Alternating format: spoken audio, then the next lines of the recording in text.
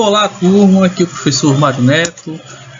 Nossa videoaula de hoje é sobre funções inorgânicas, que são um grupo de substâncias que apresentam propriedades químicas semelhantes. São 4 funções inorgânicas principais que nós vamos já estudar.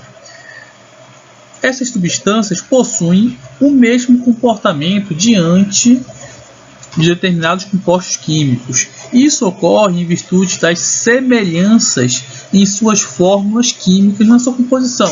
Então, nós vamos observar que as 4 funções inorgânicas, as substâncias são separadas nesses grupos porque apresentam semelhança nas suas fórmulas químicas. Então, vamos à primeira função inorgânica. Vamos aos ácidos. A definição de Arrhenius, que foi o cientista que publicou esse estudo, diz o seguinte: ácidos são substâncias que, em solução aquosa, sofrem ionização, originando o cátion H+, e um ânion qualquer. Então, qualquer substância que você misturar em água, porque solução aquosa significa misturar em água. Então, qualquer substância que você coloque em água e ela se separa, ioniza e cria ou surge um H+, essa substância será considerada um ácido, tá? Os ácidos são conhecidos popularmente pelo seu cheiro e pelo seu sabor de azedo, muito presente nas frutas cítricas, né? Como laranja, tangerina, acerola, aqui tem um limão. Então, olha só, a fórmula geral dos ácidos é essa aqui. Basicamente, para ser um ácido tem que ter um H na frente, tá? Então, qualquer substância que tenha um H na frente, suspeite que provavelmente será um ácido. Apenas 2 substâncias que têm um H na frente não são consideradas ácidos, tá? Que é a água e a água oxigenada, tá? Fora essas duas, qualquer outra que tiver um H na frente, uma dica, provavelmente é ácido. Então, vamos lá. Os exemplos de ácido. Ácido clorídrico, que está no nosso estômago, tá? Então, essa substância aqui, quando misturada em água, né, o H2O, ela vai se separar e vai originar um H+. O ácido sulfúrico, que tem 2 Hs, quando misturado em água, vai liberar 2 H+. O ácido fosfórico, que tem aí na Coca-Cola, quando misturado em água, vai originar 3 H+. Tá? E este último ácido aqui, quando misturado em água, vai originar 4 H+. Então, é muito importante. Quando o ácido gera apenas um H+, ele é chamado de monoácido. Quando o H+ gera 2 H+, ele é chamado de diácido. Quando o ácido libera 3 H+, ele é triácido. E quando libera 4 H+, tetrácido, tá? Então, basicamente, como é que você vai identificar um ácido? Se tem um H na frente, provavelmente é ácido. Quais são as únicas 2 substâncias que não são ácidas? H2O e H2O2, que é água oxigenada, tá?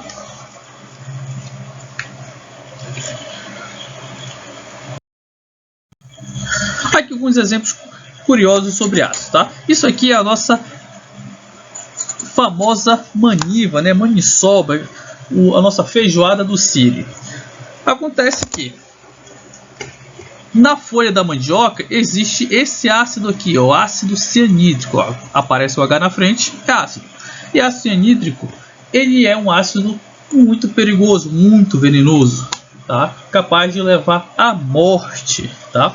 Então, tá aí a importância de ferver a maniva durante 7 dias, que é para justamente esse ácido evaporar, sair através da temperatura do fogo, tá? O vinagre, coloquei aqui como exemplo, embora não seja um ácido inorgânico, mas seja um ácido orgânico, tá?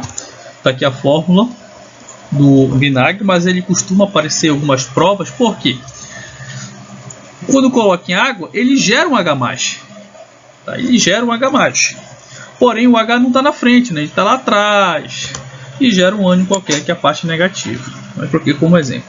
Isso aqui é a nitroglicerina. A nitroglicerina é um material explosivo, altamente explosivo, que ele é obtido, ele é produzido através da glicose, que sofre reações químicas com ácido sulfúrico e ácido nítrico, que são 2 ácidos extremamente fortes e perigosos, tá? Agora vamos às bases. Lembrando que nossa aula de hoje é apenas para você diferenciar ácidos de bases e sais e óxidos. Então, a definição de bases é: são substâncias que em solução aquosa, ou seja, misturada em água, sofrem dissociação, originando um cátion qualquer e um ânion OH-. Isso aqui que é o mais importante nas bases, tá? Isso que é o que vai caracterizar a base. Então, a fórmula geral de uma base vai ser esse aqui, ó. Um elemento químico qualquer na frente e atrás vai ter que ter o OH. Então nós temos aqui 4 exemplos de substâncias classificadas como bases, tá? Em todas elas, o que você pode observar? Que tem um elemento químico na frente, pode ser qualquer um, e a hidroxila, o OH, que nós vamos chamar de hidroxila, que é o nome dela, tá, gente? Então observe aí. O que acontece? Quando uma substância ela é misturada na água, ela vai sofrer dissociação, ela vai separar e vai dar origem, ó, a OH, que vai ficar negativo, OH-. Então nós temos uma classificação semelhante ao que eu falei agora. Se uma substância liberar uma hidroxila, ela é chamada de monobase. Se uma substância liberar 2 hidroxilas, que é o caso do hidróxido de magnésio, ela é chamada de dibase. No hidróxido de alumínio são liberados 3 hidroxilas, então é tribase. E no hidróxido de estânio são liberados 4 hidroxilas, por isso é chamado de tetrabase, tá? Popularmente, as bases são conhecidas pelo sabor amargo e adstringente. O que é adstringente? Para nós do norte é o travoso, é o que nós podemos observar aqui nessas bananas verdes, que ao comer ela trava a língua no céu da boca. Chamamos de travoso, mas o certo seria chamar adstringente, tá? Vamos primeiro para os óxidos, tá? Óxidos de arrênios são compostos binários. O que são binários? Que tem apenas dois elementos químicos.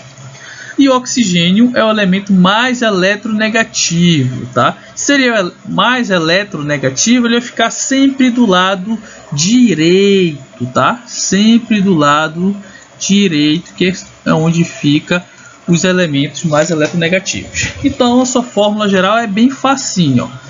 Tem um elemento químico qualquer na frente e o oxigênio atrás, acabou e pronto, tá? Então vamos aqui a alguns exemplos de óxidos. Óxidos de metais, né? O óxido de cálcio. Um elemento químico na frente, que é o cálcio, e o oxigênio atrás. Morreu, é o óxido. E aqui nós temos o óxido de ferro 3, que é um elemento químico na frente e o oxigênio atrás, acabou-se, tá? Bem facinho mesmo. E tem os óxidos de não metais. Aqui tem o dióxido de enxofre. Por que dióxido? Porque tem 2 oxigênios nessa fórmula. E o monóxido de carbono, um gás muito perigoso aí que pode causar asfixia e levar até a morte, tá? Mesmo critério. Composto binário, ou seja, tem 2 elementos químicos, que é o carbono e o oxigênio o oxigênio está do lado direito, por ser o elemento mais eletronegativo, é óxido. E pronto, acabou-se. Os óxidos causam muitos problemas, tá? Os problemas mais sérios que nós temos enfrentado é a chuva ácida.